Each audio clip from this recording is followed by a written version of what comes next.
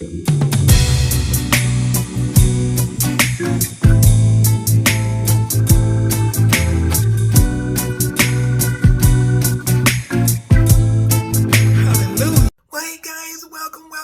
to my channel. This is Queen C, No Longer Bound. Make sure that you like, share, and subscribe, and let me just say thank you for your support. Thank you for coming back to my channel. Guys, today in the video that I need you to look at today is pertaining to the immigrants, and it is in Chicago, and the residents are speaking out. This one senior mom was furious. This mature lady, she said she had to show an ID to get into her garage where she has been living for 35 years. And she was furious. Take a listen to this video and leave a comment at the end. We'll see you right here next time. My grandmother, Mayrella Carrington, rest in peace, always said, Craig, charity starts at home first, and then it go abroad. So I want to thank you all for this, and we're going to stick together on this one. The people in Woodlawn say, keep pushing, Craig, keep pushing, and I'm glad that we can do this. Thank you.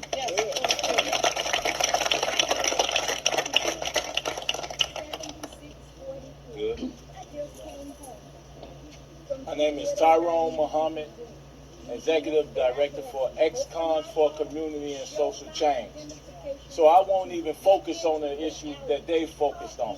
One of the main issues were that they have allowed, they said when the police was here, Natasha, that they was going to allow us to use this building to deal with our children, our at-risk youth that has terrorized and victimized our elders, our women, and our children.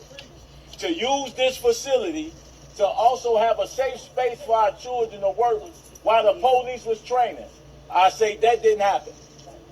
I'm going to say to Chicago and the world, it is unacceptable for black men and boys to only have graveyards and prisons as their life. You have 18, as a person who represents my constituents of formerly incarcerated men who's trying to amalgamate back into society to live a successful life, 18,000 ex-cons in Chicago is homeless.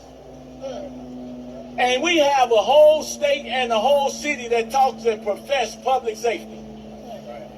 If I don't have a place to live and I'm unemployed, then you all become victims.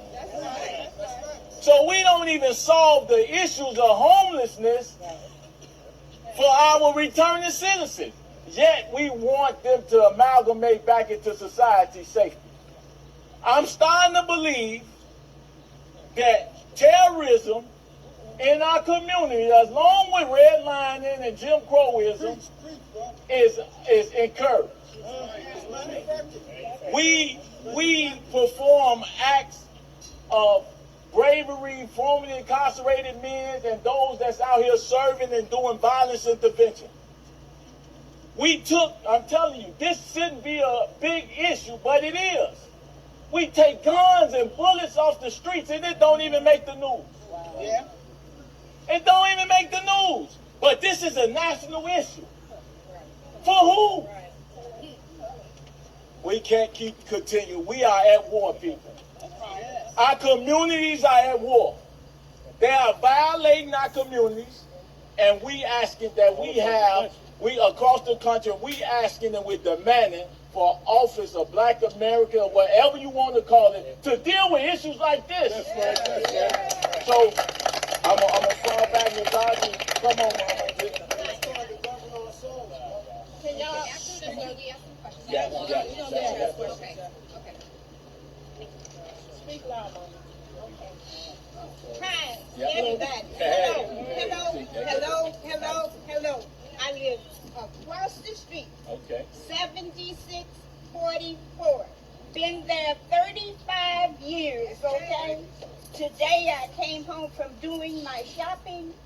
I had to go into my purse, get my ID out, show the police person where I live to get into the alley to go to my garage. Never in the 35 years have I had to show my identification to park in my garage, where I pay the taxes, a lot of taxes. I don't like that. I don't like that. I'm not going to do that again. Please, neighbors, come and get me out of jail.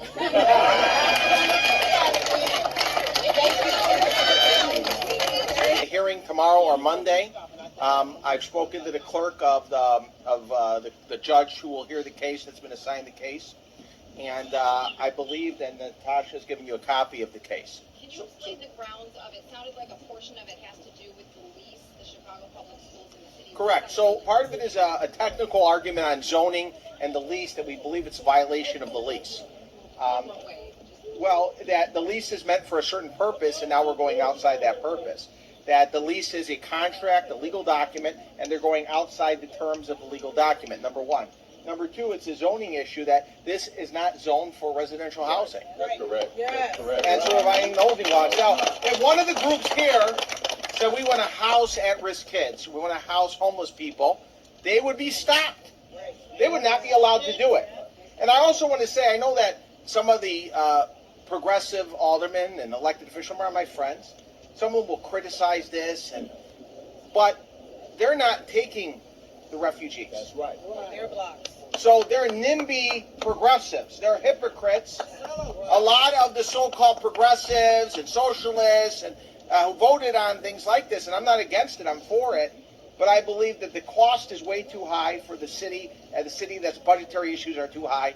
And I believe that a lot of these people who want programs like this are NIMBY. They don't want it in their backyards. They're hypocrites, and they're not consistent. So we could put these things in Ravenswood, in Wicker Park, in Bucktown. Jefferson Park. Okay.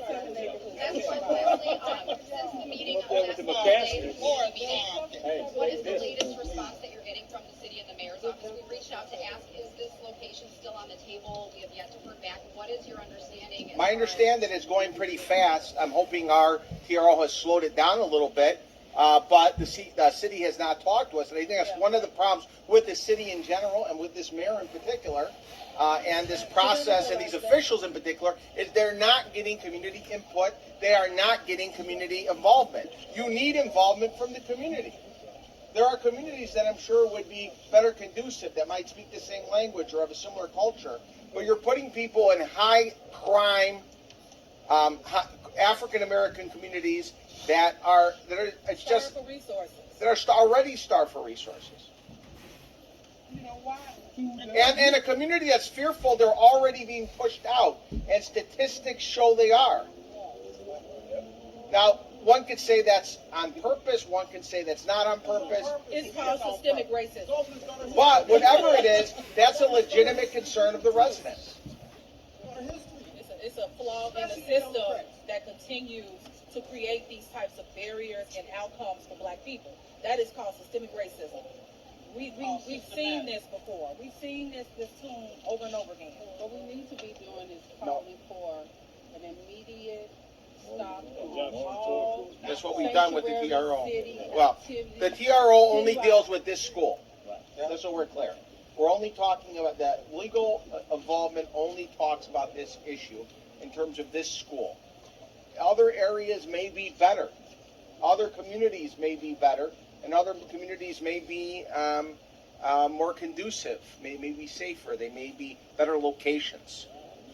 Now, are you seeking an injunction for the shelter not to open here, or is there any other relief? No, just here, not opening here. No, that's what, like, on top of that, as it relates to this building, are you looking for any other relief? Well, I mean, I think we're not asking for legal relief per se, but I think the next step is this should open back up for some kind of center for the community.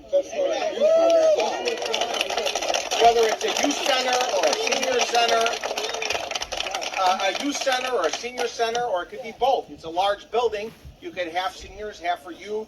It could be for, it could be various programs, sports, whatever. Supplementary education, tutoring.